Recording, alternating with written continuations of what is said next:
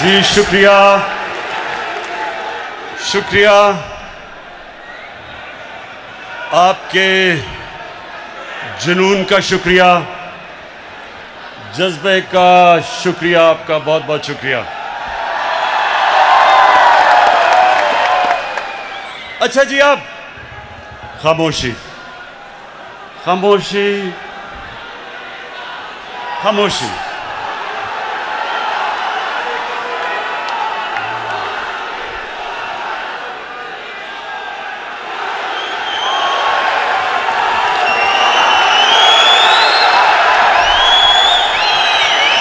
ये भी सब बातें आपके सामने रखनी हैं, इसलिए खामोशी से आपने मेरी बात सुननी है।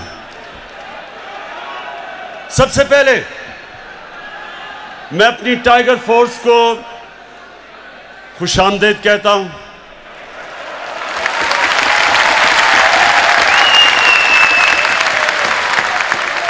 और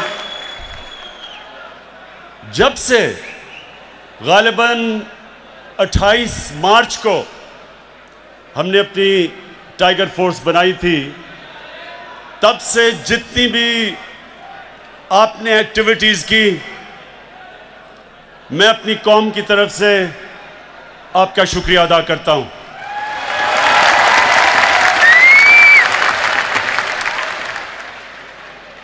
अब मेरे टाइगर्स, जितनी आप खामोशी करेंगे, जितना खामोश होंगे, आप आज मेरी बातें एंजॉय करेंगे।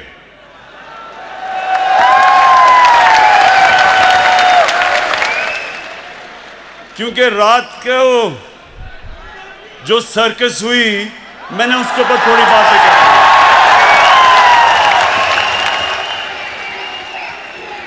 नहीं, अभी नहीं, ओहो, अभी नहीं।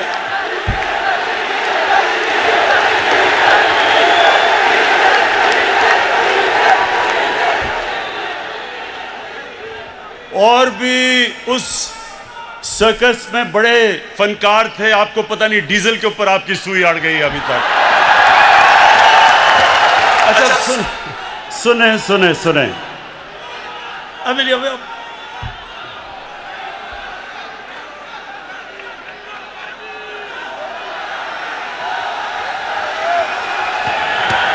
जब तक खामोशी नहीं होगी मैं नहीं बात करूंगा।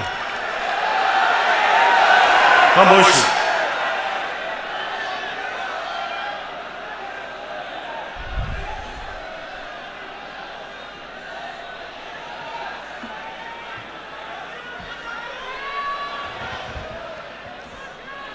अच्छा टाइगर्स, सबसे पहले ये बड़ा ज़रूरी है आपको कि अपना मुकाम समझना और अपना काम समझना। जो वॉलंटियर फोर्स होती है, जो शहरियों की होती है, इसका एक बहुत बड़ा मुकाम एक माशरे में होता है। क्योंकि आपका सबसे बड़ा जो आपका काम होता है वो कि आपने शहरियों की ज़रूरियात, उनके हकूक़, उसकी हिफाजत करनी होती है। ये डेमोक्रेसी के अंदर एक बहुत बड़ा रोल होता है। टाइगर्स, आपका बहुत बड़ा रोल है, ये गौर से सुने मेरी बात। जब एक माशरे में मुश्किलात आती हैं तो जिंदा माशरा जो होता है, उसके शहरी खुद हुकूमत के साथ मदद करने के लिए आ जाते हैं। और ये पाकिस्तान वो कौम है, जब मुश्किल वक्त आता है ये कौम खड़ी हो जाती है, अपने मुल्क के लिए खड़ी हो जाती है।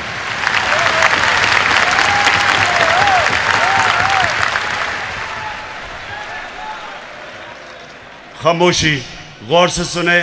आप ये ज़ाया कर देंगे ये वक्त, हर वक्त मैं आपके सामने नहीं आ सकता, तो आराम से सुने। देखें, जब मैं कैंसर अस्पताल बनाने निकला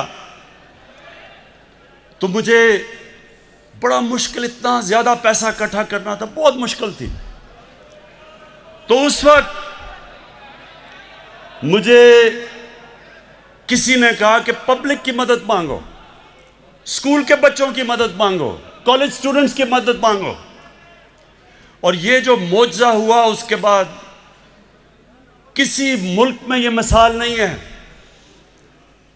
कि एक स्पेशलाइज्ड कैंसर हॉस्पिटल एक मुल्क में बने और कौम मिलके पैसा इकट्ठा करके वो हॉस्पिटल खड़ा कर दे।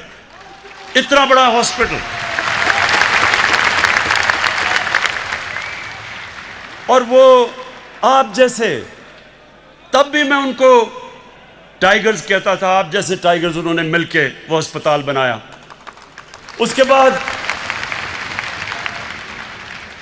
उसको चलाने के लिए भी मुझे वॉलंटियर्स की ज़रूरत पड़ी। सारी दुनिया में लोग सामने आए और आज एक दुनिया का वाहिद, ये आपको पाकिस्तानी फ़ख्र होना चाहिए कि दुनिया का वाहिद कैंसर हॉस्पिटल है जिधर 75% कैंसर के मरीजों का मुफ्त इलाज होता है। दुनिया में इसकी कोई मिसाल नहीं है। और वो हमारे लोगों की, कौम की वजह से, बड़े दिल के लोग हैं। जब ये एक तरफ इनको एहसास हो जाए कि मुल्क को इनकी ज़रूरत है, ये कौम खड़ी हो जाती है। तो आपकी ज़रूरत अब किधर है? ज़रूरत तो अब आपकी पड़ती रहेगी। जब भी हमें ख़ास तौर पे ये जो हमने शजरकारी करनी है अपने मुल्क में, क्योंकि हमारे मुल्क एक दुनिया में वो मुल्क है जो 10 मुल्कों में से सबसे ज़्यादा मुतासर है क्लाइमेट चेंज की वजह से। और ये जो भी मैं आपसे बात करूँगा गंदम की, ये 2 साल हमारे मुल्क में गंदम कम हुई इसलिए कि गलत टाइम पे बारिशें हो गई क्लाइमेट चेंज की वजह से। तो ये बड़ा ज़रूरी है आपका समझना कि आगे जब तक कौम नहीं मिल के ये शजरकारी करेगी, और हमने 10 अरब दरख्त लगाने हैं अगले 3 सालों में, ये कोई गवर्नमेंट नहीं कर सकती। पख्तूनख्वा के अंदर हमने पिछले 5 साल 2013 से 18 तक 1 अरब दरख्त उगाए, और वो कैसे कि कौम ने मिलकर उगाए। तो अब इंशाअल्लाह इस सारे मुल्क के अंदर हमने सिर्फ दरख्त भी नहीं उगाने, अगला हमने अपना पानी को साफ करना है, दरिया साफ करने हैं। जो गंदगी हम अपने दरियाओं में फेंक रहे हैं, लोगों को नीचे जैसे जैसे दरिया जाता है पानी की बीमारियां बढ़ती जाती हैं। इसलिए अभी आपने बड़ा काम करना है। लेकिन अभी आज जो मैंने आपको ख़ास तौर पर बुलाया वो ये कि देखें, आपका देखें वहाँ थोड़ा डिसिप्लिन रखें, क्योंकि आप सुन नहीं सकेंगे मेरी बात। इस वक्त हमारे मुल्क में महंगाई है। समझना है कि महंगाई की कई वजूहात है। जो हमारा रुपया गिरा, हमारा जब रुपया गिरा डॉलर के बनिस्बत, और वो क्यों गिरा? क्योंकि जब हमें हुकूमत मिली तो पाकिस्तान की तारीख का सबसे बड़ा ट्रेड डेफिसिट यानी खसारा था, जो इंपोर्ट हम कर रहे थे और एक्सपोर्ट कर रहे थे। 60 अरब डॉलर की बाहर से चीज़ें ले रहे थे और सिर्फ 20 अरब डॉलर बाहर दुनिया को बेच रहे थे। 40 अरब डॉलर का खसारा था। जब ये खसारा होता है तो इसका डॉलर की कमी हो जाती है, डॉलर महंगा हो जाता है, रुपया नीचे आ जाता है। जब रुपया गिरता है तो जो भी चीज़ें आप बाहर से ख़रीदते हैं वो महंगी हो जाती हैं। तो जब वो चीज़ें महंगी हो जाती हैं, जिस तरह गैस, पेट्रोल, बिजली, ये सब चीज़ें महंगी हो जाती हैं। मैं जान के डीजल नहीं कह रहा, तो सब इसलिए तो जब ये चीज़ें भी महंगी हो जाती हैं, और फिर जो खाने पीने की चीज़ें आप बाहर से ख़रीदते हैं, मसलन ये जो घी महंगा हो गया, क्योंकि पाम ऑयल जो बाहर से लेते हैं वो महंगा हो गया। वैसे भी कोविड की वजह से महंगाई बाहर भी हो गई, तो वो बाहर से जब चीज़ ली वो महंगी हो गई। दालें, हम दालें बाहर से लेते हैं, 60% दाल जो पाकिस्तान में होती है वो बाहर से इंपोर्ट करते हैं, वो महंगी हो गई। तो एक तो ये हो गई महंगी। दूसरी महंगाई जो अभी मैंने आपकी गंदम की बात की कि 2 साल बारिशें उस वक्त पे हो गई जब गंदम की कटाई होनी थी, उसकी वजह से गंदम कम हुई, खसारा हो गया। हमें चाहिए थी 27 लाख टन गंदम, हमारे मुल्क में खसारा हो गया। जब खसारा, क्योंकि बारिश की वजह से खसारा हुआ, उसका क्या नतीजा हुआ कि जब गंदम कम हुई तो उसकी कीमतें ऊपर जानी शुरू हो गई। पहले हमें पता देर चला, क्योंकि यहाँ जो सिस्टम बना हुआ है, जो जिससे हमें पता चलता है कि कितनी हर फसल कितनी हुई हर साल, वो सिस्टम ख़राब था, हमें देर करके पता चला। जब तक हमने बाहर से इंपोर्ट की, जो अब अल्लाह का करम है कि हमने सारी जितना भी खसारा था सब गंदम इंपोर्ट कर लिए, तो तब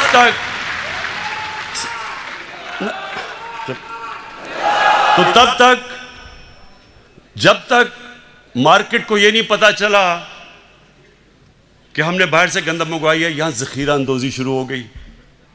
और ये ज़ख़ीरा अंदोज़ी एक इतनी बड़ी इस मुल्क की लानत है कि जब कायद आज़म भी उन्होंने तकरीर की, जब आज से 72 साल पहले, उन्होंने भी कहा कि ये कितनी बड़ी लानत है, होर्डिंग, ज़ख़ीरा अंदोज़ी। इसके लिए मुझे आपकी ज़रूरत है। आपने सुन लें,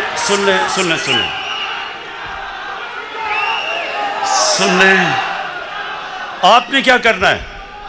आपने कहीं खुद जाके मुदाखलत नहीं करनी।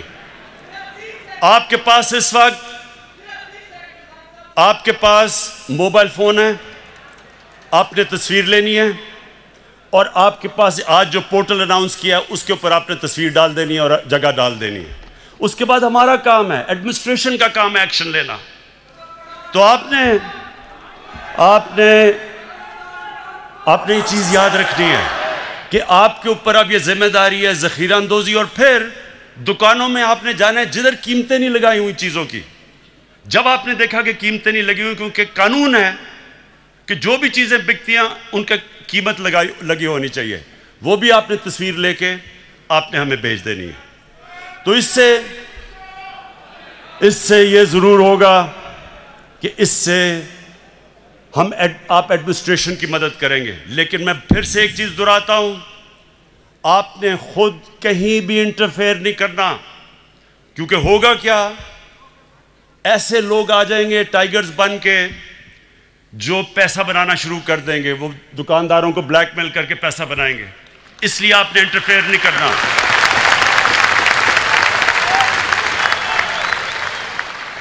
अच्छा, अब सुने जरा आगे, चीनी। अब चीनी का क्या मसला हुआ? हमारी बदकिस्मती है कि थोड़े से लोग इस वक्त जो चीनी बनाने वाले जो शुगर मिल्स हैं वो थोड़े से लोग हैं, और ज़्यादातर वो सबसे ताकतवर लोग हैं। दोनों शरीफ ख़ानदान की भी शुगर मिल्स हैं और जरदारी की भी शुगर मिल्स हैं। इसका मतलब सुने, ये अब तक शुगर मिल्स को किसी ने नहीं पूछा था, जो भी वो कीमत देते थे वो चाहते थे, जो कीमत का वो फैसला करते थे वो कीमत आ जाती थी। पहली दफ़ा एक बड़ी डिटेल्ड तफसील में इंक्वायरी हुई है, हमें सब चीज़ें पता चल गई हैं। और इंशाअल्लाह ये भी मैं आज अपनी कौम के सामने कहता हूं कि जो अब हम प्लान लेके आ रहे हैं, आगे आपको इस तरह महंगी चीनी नहीं मिलेगी इंशाअल्लाह।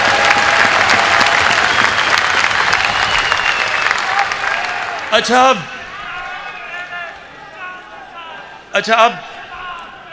अब मैं ज़रा जो कल सर्कस हुई थी उसके ऊपर बात करना चाहता हूं, लेकिन चुप करके सुनिए।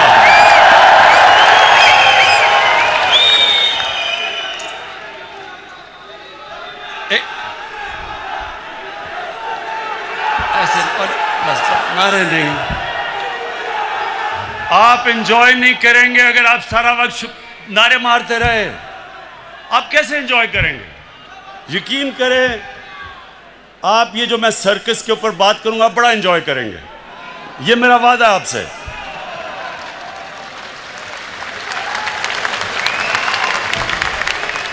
अच्छा, पहले आज से 11 साल पहले, ये सुन ले जरा, 11 साल पहले मैंने क्या कहा था, ये जरा पहले सुन ले, क्योंकि ये मैंने आप नहीं, ये मैंने सब पेशन गोई की हुई थी कि ये सर्कस एक दिन होगी। तो अगर ये आप वो 11 साल वाली वीडियो चला दें, लेकिन आपने एंजॉय करना है। आज मैं आपको ये भी कहना चाहता हूं कि इंशाल्लाह आप देखेंगे कि ये सब पार्ट, इनके जो इंटरेस्ट एक हैं, इन्होंने एक हो जाना है। अजरदारी और नवाज शरीफ ने इकट्ठे हो जाना है, क्योंकि इनके इंटरेस्ट है। क्योंकि ये जो मैं जो ये लेके आ रहा हूँ ना, नहीं होंगे। मैं जो हम कानून लाना चाहते हैं ना, ये दोनों नहीं बर्दाश्त करेंगे। अच्छा, ये दोनों इकट्ठे नहीं होंगे, ये मैं कह रही हूँ, आपका ख्याल है इकट्ठे होंगे?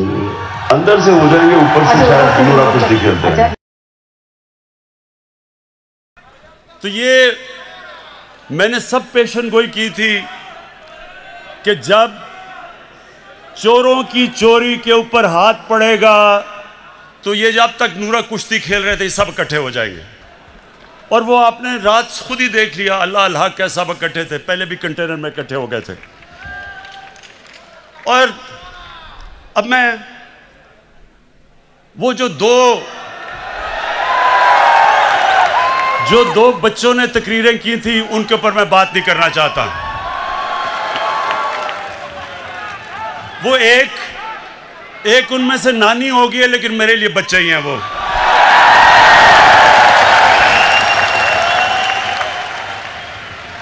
उसकी वजह है, सुने टाइगर्स, उसकी वजह है। देखें,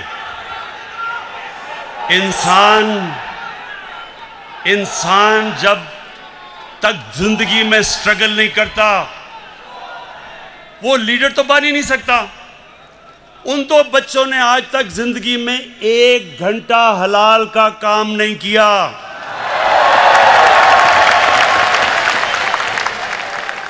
वो आज जाके लेक्चर दे रहे हैं दोनों। 1 घंटा उन दोनों ने पैसे बनाने के लिए हलाल का काम नहीं किया। पले किसके ऊपर हैं? अपने दोनों बापों की हराम की कमाई के ऊपर पले हुए हैं। तो उनके ऊपर तबसरा करना फजूल है। लेकिन जो और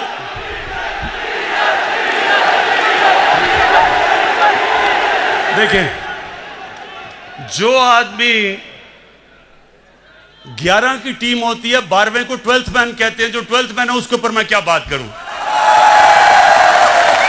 अच्छा, अब मैं असल, ये बड़ा गौर से सुनना आप, अब मैंने जो असल बात करनी है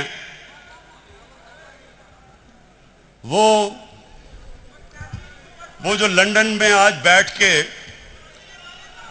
जिसने जो कल गुफ्तगू की, जब ये इंग्लैंड जाना था, जब, और इंग्लैंड जाके इसकी शक्ल क्या बनी जरा प्लीज दिखाएं।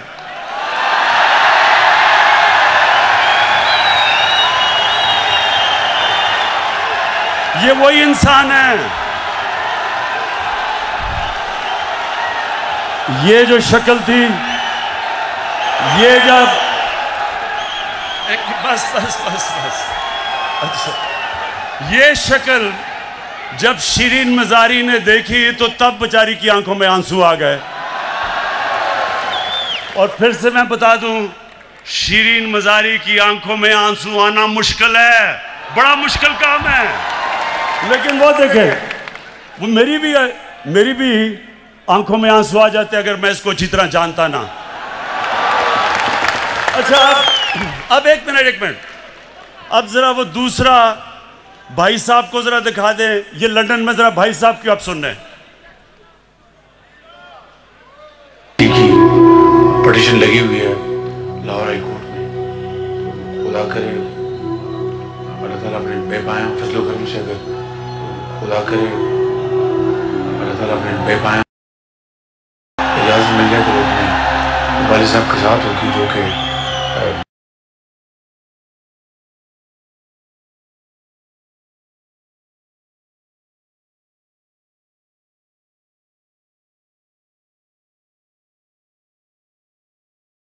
ख्वातीन, रोना नहीं है आपने। अपनी आंखों के आंसू पोंछ लें। ये बॉलीवुड भी ऐसी कोई एक्टिंग नहीं कर सकता जो अभी एक्टिंग किया है।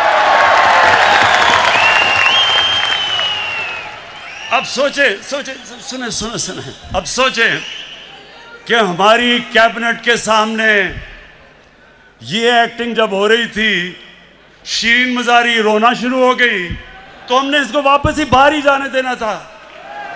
लेकिन आज मैं सिर्फ ये कहना चाहता हूं, जो इसने ज़बान इस्तेमाल की पाकिस्तान के आर्मी चीफ के खिलाफ और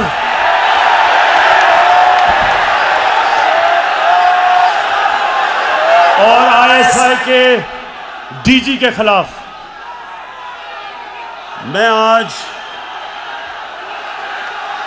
इसके ऊपर खास बात करना चाहता हूं।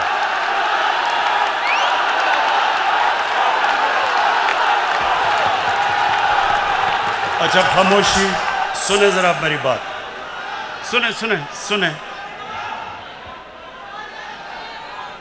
मेरे टाइगर्स और पाकिस्तान के नौजवानों, सुनो गौर से। बर्रे सगीर की तारीख में कभी भी ऐसी हिंदुस्तान में हुकूमत नहीं आई जो मुसलमानों से और पाकिस्तान से इतनी नफरत करती है जितनी नरेंद्र मोदी की हुकूमत करती है। हमारे फौजियों के ऊपर मुसलसल हमले हो रहे हैं। हर रोज हमारे फौजी अपनी जान की कुर्बानियां दे रहे हैं। परसों 20 पाकिस्तान के सिक्योरिटी फोर्सेस के लोगों ने शहादत पाई, 20 लोगों ने।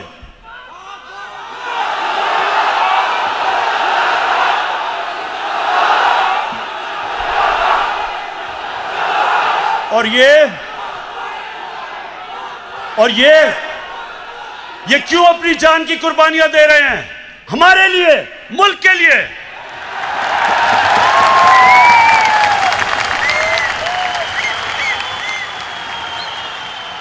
और ये गीदड़ जो दुमदमा के बाहर भागा था, वहां बैठ के आर्मी चीफ के ऊपर जो उसने कल ज़बान इस्तेमाल की और डीजी ISI के ऊपर, सुने गौर से मेरी बात, मैं थोड़ा सीरियस आपसे बात करूंगा। ये वो नवाज शरीफ है जो आज फौज के ऊपर और फौज के सरबराह के ऊपर इस तरह की जो ज़बान इस्तेमाल कर रहा है। आपको याद नहीं होगा क्योंकि आप तो तब पैदा भी नहीं हुए थे। ये जनरल जिलानी के घर के ऊपर सरिया बनाते हुए मिनिस्टर बना था। ये वो आदमी है जो ज़ियाउल हक के जूते पॉलिश करते करते चीफ मिनिस्टर बना था। ये वो आदमी है जिसने जनरल दुरानी ISI के जब चीफ थे, पीपल्स पार्टी के खिलाफ जब इलेक्शन हुई तो मिरान बैंक से इसने करोड़ों रुपया लिया था इलेक्शन लड़ने के लिए। डीजी ISI की सुप्रीम कोर्ट को रिपोर्ट थी। लेकिन इस मुल्क की बदकिस्मती ये कि हमारे मुल्क की अदालतों ने इसकी मदद की हमेशा। ये वो आदमी है जिसने आसिफ जरदारी को 2 दफा जेल में रखा था। जनरल बाजवा ने नहीं डाला था और उसको कहता था पाकिस्तान का करप्ट तरीन आदमी है वो जरदारी। इसको ऊपर हुदायबा पेपर मिल्क का केस उसने इसके ऊपर बनाया था, जिधर अरबों रुपए इन्होंने करप्शन करके पैसा बाहर भेजा था, वो उसने नवाज शरीफ पे बनाया था। जनरल बाजवा ने नहीं बनाया था। ये वो नवाज शरीफ है और जरदारी, चुप करके सुने, चुप करें जरा, सुने मेरी बात। ये वो जरदारी है और नवाज शरीफ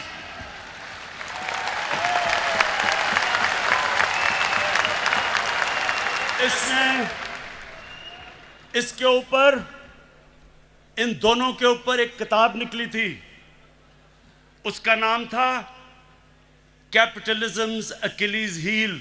रेमंड बेकर ने किताब लिखी थी। ये इनके पहले दौर के बाद, जब इन दोनों ने 2 दफा बारियां लेकर मुल्क को लूटा था, उसने किताब लिखी और उसके ऊपर पूरा चैप्टर दिया कैसे इन दोनों ने इस मुल्क से पैसा चोरी करके मुल्क से बाहर लेके गए। जनरल बाजवा ने नहीं लिखी थी, रेमंड बेकर ने लिखी थी। उसके बाद 3 और इनके ऊपर किताबें हैं जिनमें आप पढ़ें कि इन्होंने इस मुल्क से कैसी गद्दारी की। एक ओबामा's वॉर, ओबामा's वॉर, एक है सूस्किन, उसने किताब लिखी the way of the world.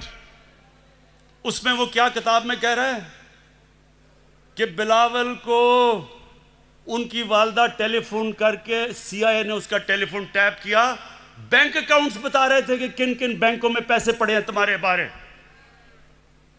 जो बाहर, अब जरा गौर से सुने मेरी बात, क्योंकि मैंने बाहर एक केस लड़ा हुआ है, हर जाने का केस बाहर लड़ा हुआ है इयान बोथम के खिलाफ, और जीता था केस। वहां सुने वहां क्या होता है, वहां जब आप कोई किताब लिखते हैं, 4 किताबें मैंने बाहर पब्लिश करवाई हैं, एक एक लफ्ज उस किताब में आप लिख नहीं सकते। वकील बैठता है और देखता है कि क्या आप साबित कर सकते हैं चीजें, नहीं तो आप कोई किताब नहीं बाहर लिख सकते, क्योंकि इतने सख्त कानून है वहां। तो जो इनके ऊपर चीजें लिखी हुई हैं, एक गोस्ट वॉर्स है, एक और किताब, उसमें लिखता है कि नवाज शरीफ अमेरिकनों को कह रहा है कि अपने फौज यहां ले आओ। वो अपनी फौज से डरा हुआ था, अमेरिकी फौज को कह रहा था कि मुझे प्रोटेक्शन दो। उस किताब में लिखा हुआ है। सो ये वो लोग हैं, ये अपना चोरी किया हुआ पैसा बचाने के लिए ये इस मुल्क को बेच सकते हैं। इनका तो पैसा खुदा है। इन्होंने जो इस मुल्क से किया है वो मीर जाफर और मीर सादिक ने अपनी कौमों से किया हुआ था। पहले अपनी जात के लिए, अपने फायदों के लिए उन्होंने अपनी कौमों को गुलाम बनाया था। ये जो बाहर बैठ के इसने पाकिस्तानी फौज के ऊपर, ये हमला जनरल बाजवा पे नहीं है, ये पाकिस्तानी फौज पे हमला है। यही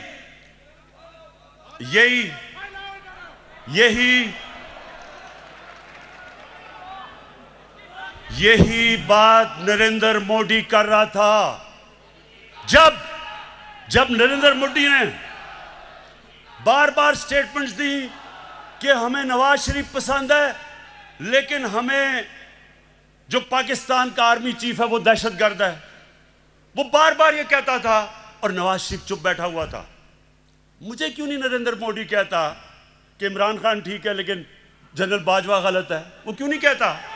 क्योंकि उसे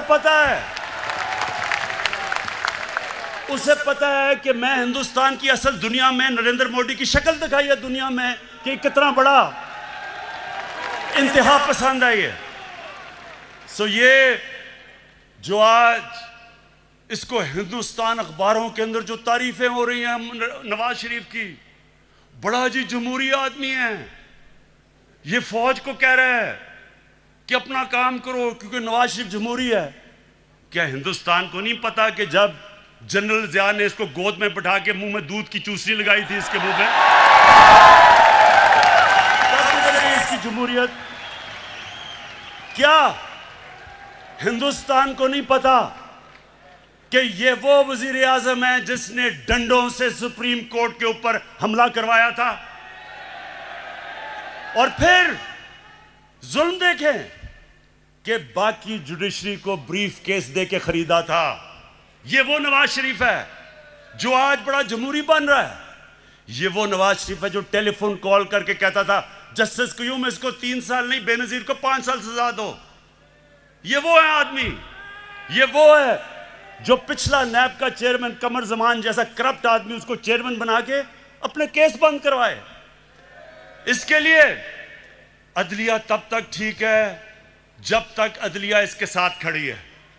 हुदैबा पेपर मिल का ओपन एंड शट केस जब बंद होता है, अदलिया बंद करती है, तो अदलिया बहुत अच्छी है।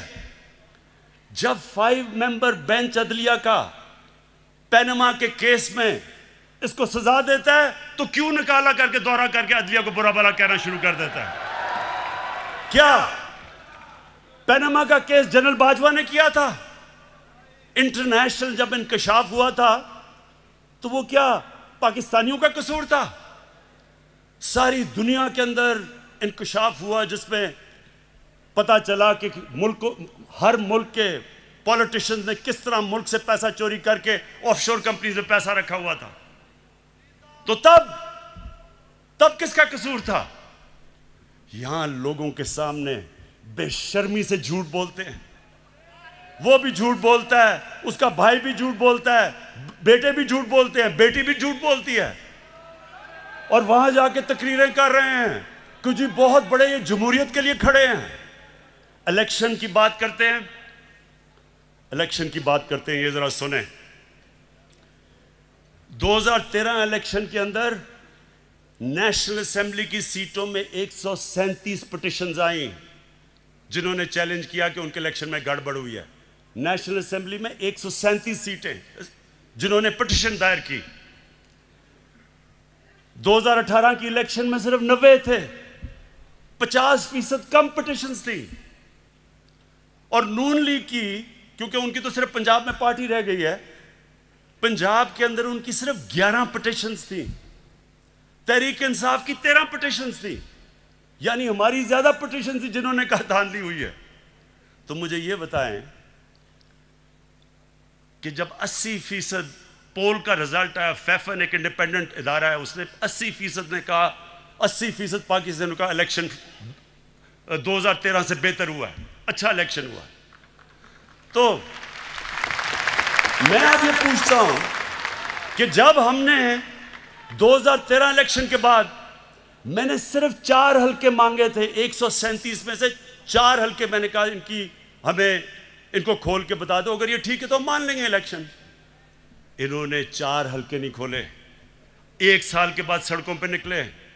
आखिर में जब 4 हल्के खुले, चारों के चारों अंदर धांधली थी। जब हमारी बारी आई 2018 में, इन्होंने कहा जनाब इलेक्शन में धांधली लिया। इनसे वो जो आजकल जेल में है शहबाज शरीफ, हमने पहले कहा कि जो करना है आपने खोले, हम तैयार हैं इलेक्शन खोलने के लिए। अब इनको पता था कि 11 तो पिटिशंस थी इनकी सारी, इलेक्शन उन्होंने क्या खोलना था। तो ये वो लोग हैं कि जो बात करते हैं कि इलेक्शन के अंदर धांधली हुई। धांधली मैं आपको बताऊं किधर हुई, जो भी अभी इंकशाफ हुआ है। इलेक्शन में अभी एक बाय इलेक्शन हुआ जब नवाज शरीफ डिस्क्वालीफाई हुआ, उसकी बीवी को खड़ा किया, मरीम नवाज ने कैंपेन की। हमारे पास अब डॉक्यूमेंट्री एविडेंस है कि 250 करोड़ रुपया गवर्नमेंट का इन्होंने उस हल्के में इस्तेमाल किया इलेक्शन जीतने के लिए। ये हमने नैब को केस दिया है।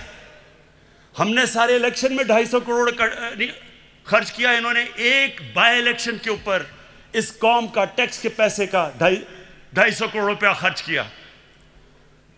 लेकिन मुझे एक खास मजा आया, एक और अल्लाह अल्लाह का सच आता रहता है सामने। एक इलेक्शन हुआ उस्मान डार का, और वहां एक सियालकोट का बहुत बड़ा रंगबाज है, बड़ी बड़ी बातें करता है, बड़ी बड़ी बड़ी छाती निकाल के बड़के लगाता है। लेकिन पता क्या चला कि इलेक्शन की रात को शाम को 8 बजे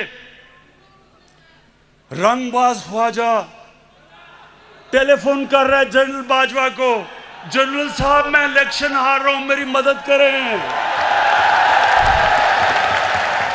आंसू गिर रहे हैं, जनरल साहब मैं तबाह हो जाऊंगा, मेरी मदद करें, मैं इलेक्शन हार रहा हूं उस्मान डार से। मेरे पाकिस्तानियों, मेरे टाइगर्स, मेरी अब आखिर में गौर से आपने बात सुननी है। अब तक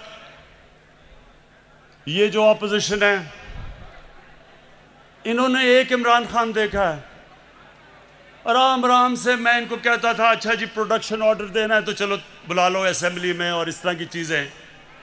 ये जो आप सुने ज़रा, ये जो अब आप इमरान खान देखेंगे, ये एक मुख्तलिफ इमरान खान आने लगा। सबसे पहले किसी किस्म का प्रोडक्शन ऑर्डर किसी डाकू को अब नहीं मिलेगा। शहबाज शरीफ के ऊपर अभी जो चीज सामने आई है 23 अरब रुपए की, इसका करप्शन का इंकशाफ हुआ है। कभी चीनी वाले तो कभी किसी के नाम पे 23 अरब रुपया भी पकड़ा गया है। जब तक अदालतों में पूरी तरह यह जवाब नहीं देगा, कोई किस्म का इसको प्रोडक्शन ऑर्डर नहीं मिलेगा और ना ही किसी और डाकू को मिलेगा।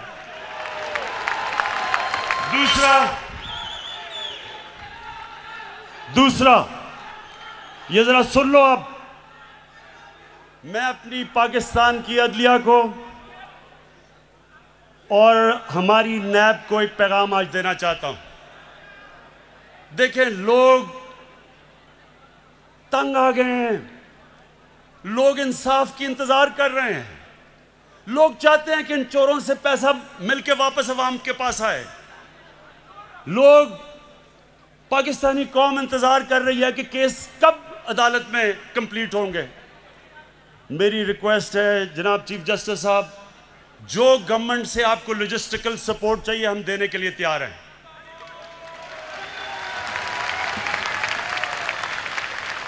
जिस तरह की आपको हमारे से मदद चाहिए हम आपको देने के लिए तैयार हैं, लेकिन खुदा के वास्ते डे टू डे हेयरिंग करके ये केसेस खत्म करें। इनकी 30 साल से मुल्क को चोरी कर रहे हैं, इनकी अब से तो नहीं केसेस आए, लेकिन वो केसेस के फैसले ही नहीं होते। और मैं नैब को भी कहता हूं कि नैब आपने कई जगह बड़ा जबरदस्त काम किया, लेकिन खुदा का वास्ता है कि केसेस को मंतकी इंजाम तक तो पहुंचाओ।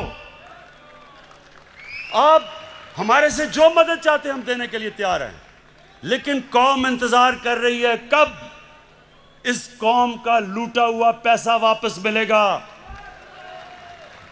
गवर्नमेंट, ये मैं आज फिर आपके सामने अब रख रहा हूं कि जो नया इमरान खान, एक तो नया पाकिस्तान है, एक नया इमरान खान बन गया। कल किसकी तकरीर सुन के जो उसने ज़बान इस्तेमाल की है उस गीदड़ ने, मैं ये आज अब फिर कहता हूं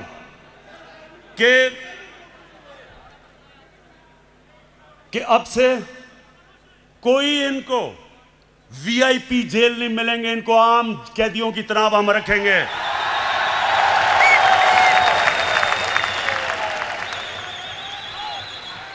ये जो सारी जो कल सर्कस थी, ये सर्कस को मेरा पैगाम है कि देखें, आप सारे तो कभी किसी का कंधा पकड़ के आया, कभी कोई जलानी ने बना दिया, किसी ने कागज़ का टुकड़ा दिखा दिया कि जी मुझे तो मेरी वालदा की वजह से पार्टी मिल गई है। ये आपके सामने शख्स खड़ा है, इसने पहले तो 20 साल खेलों की ग्राउंडों में दुनिया की बेहतरीन लोगों से मुकाबला किया है, और उसके बाद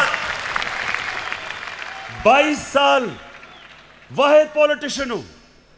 22 साल छोटी सी पार्टी से शुरू करके अवाम के पास जाके वाहिद पब्लिक मूवमेंट से पार्टी बनाई है। किसी का सहारा नहीं चाहिए। मैं आज आपको कह रहा हूं कि इंशाअल्लाह अब आपको मैं मुकाबला करके दिखाऊंगा। मैं सारी जो गवर्नमेंट के हमारे इदारे हैं, नैब हमारे आज़ाद है, अदालतें आज़ाद है, लेकिन मेरे नीचे जो अदारे हैं उनको मैं अब खुद तैयार करूंगा। इस मुल्क में वो लोग जिन्होंने चोरी करके मुल्क को लूट के पैसा बाहर लेके गए हैं, इंशाअल्लाह एक एक को हम पकड़ेंगे। मेरी रिक्वेस्ट है फिर से नैब को और अदालतों से कि आप प्लीज़ इनके फैसले करें। और मैं अदालतों को आज ये कहना चाहता हूं, जो ये कोशिश कर रहा है अदालतों के अंदर इंतशार फैलाए, किसी जज का नाम ले रहा है, ये कोशिश कर रहा है फौज के अंदर इंतशार फैलाए। DGISI और आर्मी चीफ की बात कर रहा है कि फौज के अंदर इंतशार हो जाए। ये कोशिश कर रहा है कि बाहर जो एंटी पाकिस्तान फोर्सेस हैं उनके अंदर ये नुमाया हो जाए, जिसमें इसको पता है कि जो इजराइल की और जो हिंदुस्तान की लॉबी वो अमेरिका में सबसे मजबूत है, उसको अपील कर रहा है। ये जो गेम खेल रहा है, मैं ये गेम सारी समझता हूं, मुझे सारी इंटेलिजेंस है ये क्या खेलने की कोशिश कर रहा है। और मैं इसको ये बताना चाहता हूं कि मुझे तो कोई फ़र्क ही नहीं पड़ता कौन सा आर्मी चीफ हो या कौन सा ISI का DG हो, मुझे तो फ़र्क ही नहीं पड़ता, क्योंकि मैंने तो कोई पैसे चोरी नहीं कर रहा या मेरी कोई बार जायदाद नहीं, मुझे तो खौफ किसी से नहीं है। लेकिन जो जनरल बाजवा ने जिस तरह इस हुकूमत की मुश्किल वक्त पे मदद की, जिस तरह उसने हमारे साथ, मैं ये कहना चाहता हूं आज हमारे साथ अभी कराची में मदद की जब वो बारिशें आ रही थी, जो हमारे साथ कोरोना के अंदर पूरी तरह मदद की, जो हमारे पास जब एक मुल्क पे पैसा नहीं था, 2 साल पाकिस्तान की फौज ने असल में अपने डिफेंस एक्सपेंडिचर पे कट लिया, क्योंकि उनको फिक्र थी कि पाकिस्तान के पास पैसा नहीं है। कभी ऐसे पहले नहीं हुआ। हर जगह सारी मेरी फॉरेन पॉलिसी को आज पाकिस्तान की फौज और जनरल बाजवा हमारे साथ खड़े रहे हैं। ये जो कोशिश कर रहे हैं कि हमारी फौज और गवर्नमेंट के बीच में दरार डालें या फौज के अंदर इंतशार पैदा करें, नवाज शरीफ, मैं तुम्हें अब ये आज सुन लो मेरी गौर से बात, आज से मेरी पूरी कोशिश है तुम्हें इस मुल्क में वापस लाया जाए। और तुम्हें यहां आम जेल के अंदर डालेंगे, VIP जेल नहीं होगा। गरीब आदमी लाखों की चोरी करे तो वो तो बेचारा जिन हालात में जेलों में रहता है, और जो अरबों पैसा चोरी करके बाहर ले जाए, बच्चे अरबों रुपए के घरों में रहें और वो जाके VIP जेल में ठहरे। तुम वापस आओ तो मैं देखता हूं तुम्हें हम कैसे रखते हैं।